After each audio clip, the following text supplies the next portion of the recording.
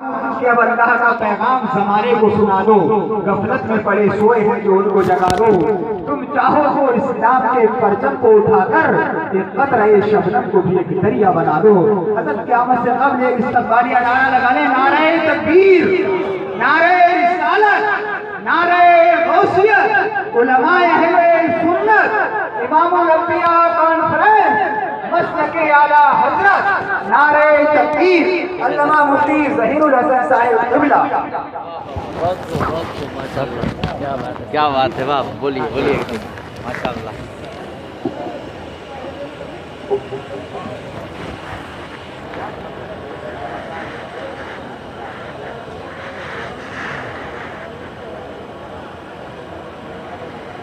ممبر نور پر رونق افروز حضرت علامہ مولانا مفتی شہر یار صاحب قبلہ، پیر طریقت، رہبر شریعت حضرت علامہ مولانا سید شوکت صاحب قبلہ اشرفی، شاعر اسلام حضرت علامہ مولانا الحاج دلکش راجوی صاحب قبلہ و دیگر علماء کرام و حفاظ کرام و جملہ سامعین حضرات، السلام علیکم ورحمۃ اللہ وبرکاتہ۔ خیرت کو مائل پرواز کر رہا ہوں میں، جنون عشق کو ہمراز کر رہا ہوں میں، الہی میری عقیدت کی آبرو رکھنا، تیرے ہی نام سے آغاز کر رہا ہوں میں۔ الحمد لولیہ والصلاۃ علی نبیہ، اما بعد فاعوذ باللہ من الشیطان الرجیم، بسم اللہ الرحمن الرحیم۔ سبحان الذی اسریٰ بعبدہ لیلا من المسجد الحرام الی المسجد الاقصی، صدق اللہ مولانا العظیم و صدق رسولہ النبی الامین المکین المتین المبین الکریم، وَنَحْنُ عَلَى ذَلِكَ لَمِنَ الشَّاهِدِينَ وَالشَّاكِرِينَ وَالذَّاكِرِينَ وَالْحَمْدُ لِلَّهِ رَبِّ الْعَالَمِينَ۔ First of all, I would like that we all recite Holy Durood upon the Holy Prophet Muhammad sallallahu ta'ala alayhi wa sallam, because Allah in the Holy Quran says, I and my angels recite Holy Durood upon the Holy Prophet Muhammad sallallahu alayhi wa sallam. So, O believer, you also recite Durood and Salam. In the light of verse, we understand that reciting Durood, it's not our work, our duty. It is the duty of Allah and His angels. So please recite in the loud voice, Allahumma salli ala Sayyidina wa Maulana Muhammadin wa ala ali Sayyidina wa Maulana Muhammadin barik wa sallim, salatun wa salaman alayka ya Rasulallah, ya Habib Allah, ya Nabi Allah, ya Muhammad Rasulullah sallallahu ta'ala alayhi wa sallam۔ دلی کے ہی ایک شاعر جنہیں پوری دلی مولانا رضا الحق آمری کے نام سے جانتی ہے، جن کا مزار جامع مسجد میں واقع ہے، دلی کی جامع مسجد میں، ان سے جب پوچھا گیا تھا کہ عشق رسول کے تعلق سے آپ کیا کہتے ہیں، تو علامہ رضا الحق آمری صاحب نے فرمایا تھا، چلے عمل کے نام میدان حشر میں سکتے، چلے عمل کے نام میدان حشر میں سکتے، اگر چلے تو فقط عشق مصطفیٰ کے چلے، اگر چلے تو فقط عشق مصطفیٰ کے چلے۔ اور کچھوچا کی سرزمین سے حضرت مدنی میاں فرماتے ہیں بڑے لطیف ہیں، نازک سے گھر میں رہتے ہیں، بڑے لطیف ہیں، نازک سے گھر میں رہتے ہیں، میرے حبیب میری چشمے تر میں رہتے ہیں، میرے حبیب میری چشمے تر میں رہتے ہیں۔ حضرات آج ہماری بھی خواہش ہے کہ مصطفیٰ جان رحمت ہمارے گھر تشریف لائیں، اور ہمارے کرام جو اسٹیج پر تشریف فرما ہے ہر ایک کی یہ خواہش ہے کہ پیارے آقا ہمارے گھر میں آ جائیں۔ ہر کوئی یہ چاہتا ہے کہ مصطفیٰ ہمارے یہاں تشریف لے آئے، لیکن مصطفیٰ کا مقام کہاں ہے؟ تو حضرت مدنی میاں فرماتے ہیں کہ مقام ان کا نہ فرش زمین نہ عرش خدا، مقام ان کا نہ فرش زمین نہ عرش خدا، وہ اپنے چاہنے والوں کے دل میں رہتے ہیں، وہ اپنے چاہنے والوں کے دل میں رہتے ہیں۔ حضرات محترم، آج یہ اعتراض کیا جاتا ہے کہ مصطفیٰ جان رحمت ہماری طرح بشر ہے، تو میں سمپل انداز میں انہیں بتانا چاہتا ہوں کہ اے لوگوں سنو، پیارے آقا صلی اللہ تعالی علیہ وسلم بشر ضرور ہے، لیکن کیسے بشر ہے؟ آپ نوری بشر ہیں۔ یہ کیسے پتا چلا کہ آپ نوری بشر ہیں؟ آپ بڑی بڑی دلیلیں سماعت کرتے رہتے ہیں، آج میں آپ کو بتانا چاہتا ہوں۔ پیارے آقا صلی اللہ تعالی علیہ وسلم کی زندگی کا زمانہ ہے، پیارے آقا باحیات ہے، ابھی دنیا فانی سے کوچ نہیں کیا ہے۔ آقا کریم صلی اللہ تعالی علیہ وسلم فرماتے ہیں اے لوگوں سنو، میرے حجرے سے لے کر مسجد نبوی کے محراب تک جو جگہ ہے یہ جنت کی کیاریوں میں سے ایک کیاری ہے، اور قرآن پاک کا اعلان ہے منہا خلقناکم وفیہا نعیدکم ومنہا نخرجکم تارۃ اخری، کہ اے لوگوں اسی مٹی سے ہم نے تمہیں پیدا کیا ہے۔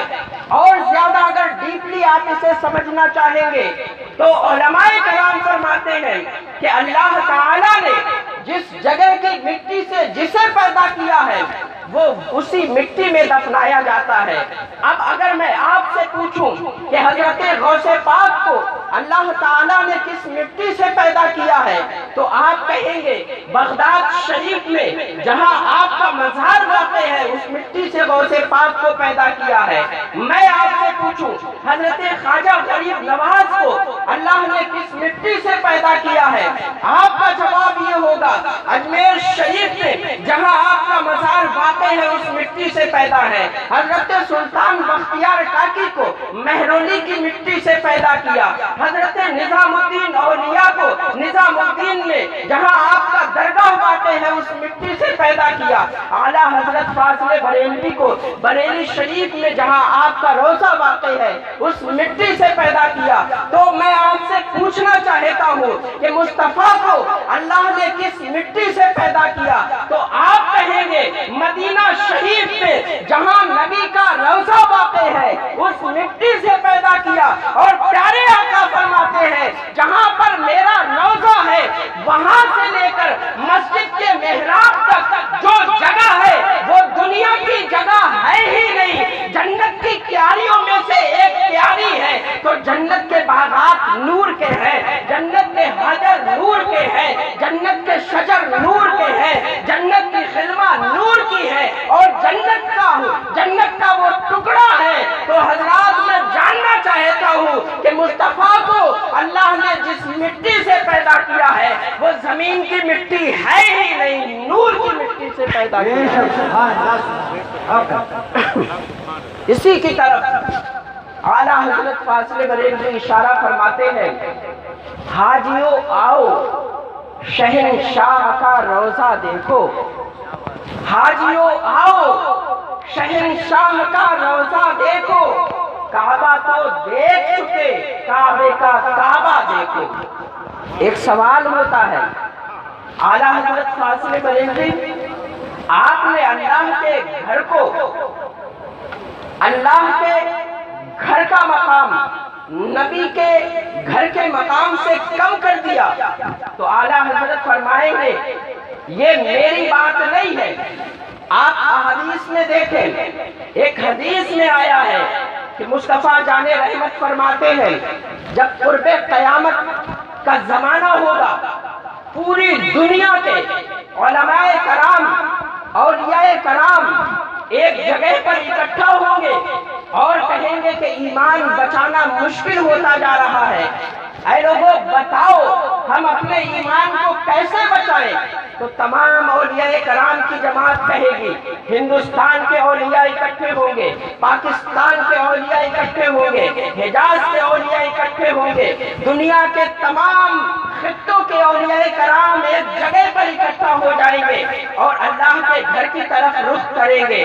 जब हिजाज की धरती पर पहुंचेंगे, मदीना और मक्का के बीच में होंगे, एंट्री करना चाहेंगे, रब से अर्ज करेंगे, मौला तबारक व तआला दुनिया में इस्लाम बचाना मुश्किल होता जा रहा है, दुनिया में अपना ईमान बचाना मुश्किल होता जा रहा है, we want to save our ईमान, मौला ताला हम चाहते हैं अपने ईमान को बचाए।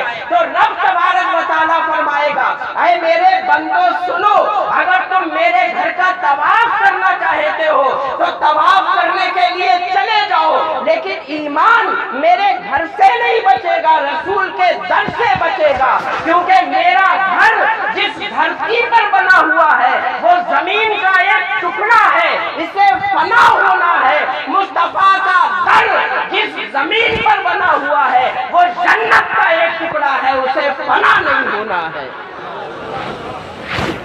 जन्नत का एक टुकड़ा है, उसे फना नहीं होना है। तो हजरात, ये मकाम है प्यारे आका सल्लल्लाहु ताला अलैहि वसल्लम के दर का।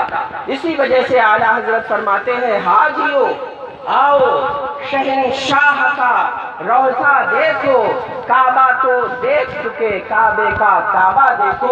एक मरतबा दुरूद पाक पढ़ने, अल्लाहुम्मा सल्ली अला सय्यदिना व मौलाना मुहम्मदिन व अला आले सय्यदिना व मौलाना मुहम्मदिन बारिक व सल्लिम सलातु व सलामुन अलैका या रसूल अल्लाह या हबीब अल्लाह या नबी अल्लाह या मुहम्मद रसूलुल्लाह सल्लल्लाहु तआला अलैहि वसल्लम।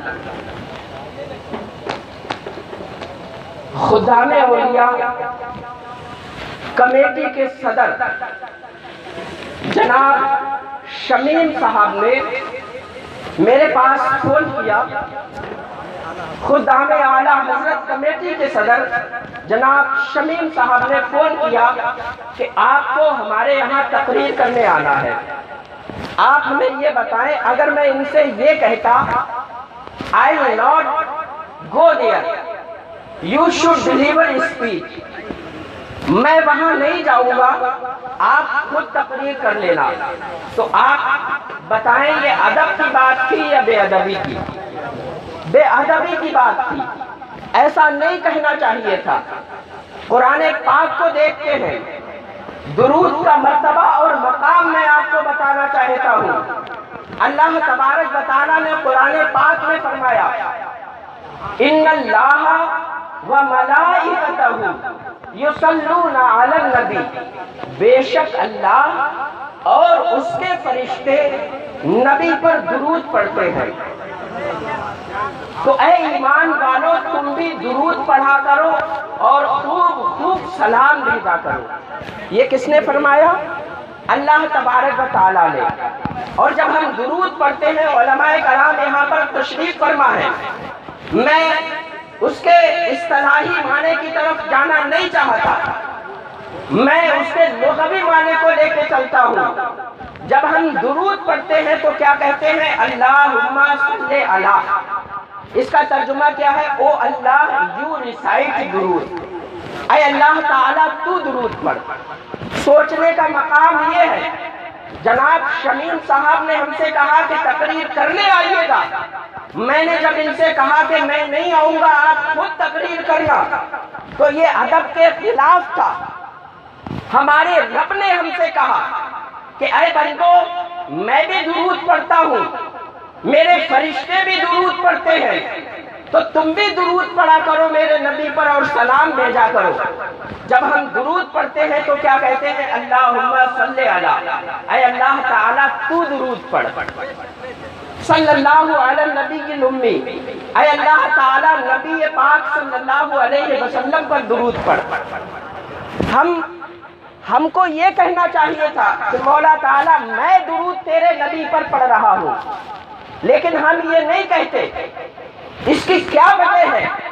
مولا تبارک و تعالیٰ یہ درود پڑھنے کا طریقہ ہم نے اپنے گھر سے ایجاد نہیں کیا ہے، تیرے نبی نے ایسا درود پڑھنے کا طریقہ ہمیں بتایا ہے، اسی لیے ہم پڑھتے ہیں۔ لیکن دنیا کی مثالوں میں جب ہم دیکھتے ہیں تو ایسا کرنا بے ادبی ہوتا ہے، تو ایسا کیوں کرانا چاہتا ہے؟ اللہ تبارک و تعالیٰ نے نماز کا حکم دیا، ہم نے آج تک اپنے رب سے نہیں کہا مولا تو نماز پڑھ، رب نے فرمایا فجر کی نماز پڑھو، ہم فجر کے لیے کھڑے ہو جاتے ہیں۔ ہمارے رب نے کہا ظہر کی نماز پڑھو، ظہر کی نماز پڑھنے کے لیے کھڑے ہو جاتے ہیں۔ عصر، مغرب اور عشاء کی نماز پڑھنے کے لیے کھڑے ہو جاتے ہیں۔ اپنے رب سے کبھی نہیں کہا مولا تعالیٰ تو نماز پڑھ۔ رب تبارک و تعالیٰ نے ہمیں روزے رکھنے کا رمضان میں حکم دیا، ہم رمضان کا مہینہ آتا ہے روزے رکھتے ہیں، اپنے رب سے کبھی نہیں کہتے مولا تعالیٰ تو روزے رکھ۔ جب اللہ تعالیٰ نے ہمیں زکوٰۃ دینے کا حکم دیا، جب ہم اہل ثروت ہوتے ہیں، جب ہم صاحب نصاب ہوتے ہیں تو زکوٰۃ ادا کرتے ہیں، اپنے رب سے کبھی نہیں کہتے مولا تو زکوٰۃ ادا کر۔ اللہ تبارک و تعالیٰ نے ہمیں حج کرنے کا حکم دیا، جب ہم صاحب استطاعت ہوتے ہیں تو حج کے لیے چلے جاتے ہیں، اپنے رب سے کبھی نہیں کہتے مولا تعالیٰ تو حج کر۔ تو درود کے لیے ہم اپنے رب سے کیوں کہتے ہیں مولا تعالیٰ درود کے حکم کو تو نے اپنی طرف ٹرانسفر کیوں کرایا؟ تو رب تبارک و تعالیٰ فرمائے گا اے میرے بندو سنو، نماز میری عبادت ہے، عبادت، اس میں تم اگر کوئی ریا کرو تو مجھے گوارا ہے۔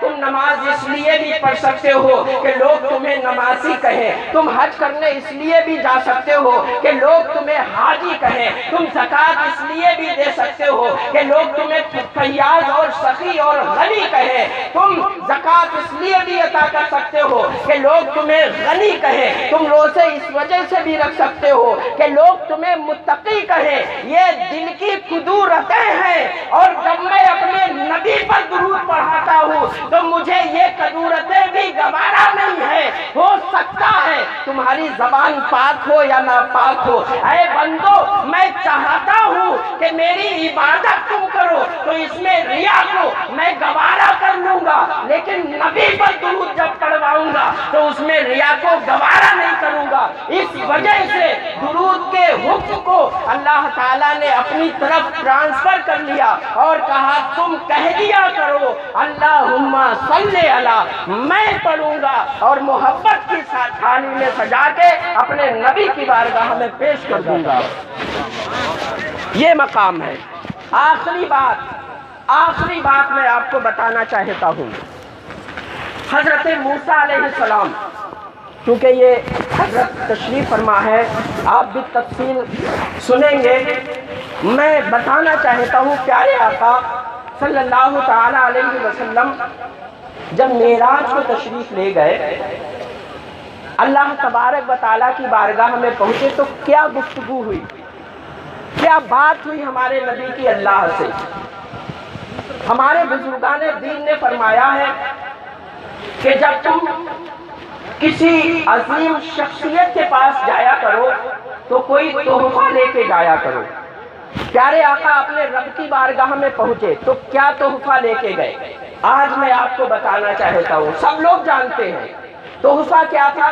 پیارے آقا رب کی بارگاہ میں پہنچے، فرمایا التحیات للہ والصلوات والطیبات، اے اللہ تعالی تمام جسمانی عبادتیں اور تمام روحانی عبادتوں کا تحفہ لے کے آیا ہوں، اسے قبول کر لے۔